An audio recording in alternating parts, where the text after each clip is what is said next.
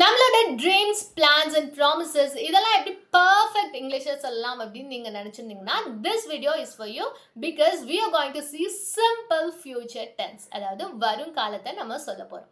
இதை எப்படி சொல்லலாம் அப்படின்னா மாடல் ஆக்சிலரிஸ், அதாவது ஒரு 9 மாடல் ஆக்சிலரிஸ் நம்ம பார்த்துருக்கோம் இல்லையா? அதுக்கு முன்னாடி என்னன்னு தெரியல அப்படின்னா இந்த லிங்க் கிளிக் பண்ணி போய் பார்த்துட்டு வந்துருங்க. அப்போ தான் உங்களுக்கு ஈஸியாக புரியும்.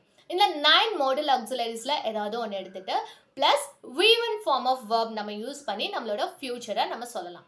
I will go to school tomorrow. I will receive an award next year. அப்போ நெக்ஸ்ட் இயர் வரும் காலத்தில் நான் ஒரு அவார்ட், நெக்ஸ்ட் இயர் நான் ஒரு அவார்ட் வாங்குவேன், நாளைக்கு நான் ஸ்கூலுக்கு போவேன். Future actions. இப்போ ஃபார் எக்ஸாம்பிள் நம்ம வீட்டில் இப்போ நம்ம அம்மா திட்டுறாங்கன்னு வச்சுக்கலாம். Your room is in a great mess அப்படி சொல்கிறாங்கன்னா நம்ம என்ன சொல்லுவோம்? I will clean it this Sunday. இப்போ வர சண்டே நான் க்ளீன் பண்ணிடுவேன். இதே மாதிரி இப்போ டீச்சர்ஸ் கேட்குறாங்க, வாட் அபவுட் யுவர் அசைன்மெண்ட்ஸ் அப்படி கேட்டாங்கன்னா நம்ம என்ன சொல்லுவோம்? I will submit it tomorrow.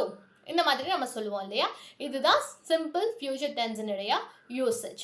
இதே நம்ம இப்போ பிளான்ஸை சொல்கிறோம் அப்படின்னா I will go to my home town tomorrow. இப்போ நாளைக்கு நான் என்னோட ஹோம் டவுனுக்கு போகிறேன். அதே மாதிரி I will attend the meeting next week. அதாவது நம்மளோட பிளான்ஸை சொல்கிறதுக்காகவும் யூஸ் பண்ணுவோம். இப்போது இந்த சென்டென்சஸ்லாம் யூஸ் பண்ணி நீங்கள் எப்படி உங்களை பெட்டர் பர்சன், நாளையிலேருந்து நீங்கள் என்னென்னலாம் பண்ண போகிறீங்க அப்படிங்கிறத சொல்லுங்கள் பார்க்கலாம். I will think before I speak. I will learn lessons regularly.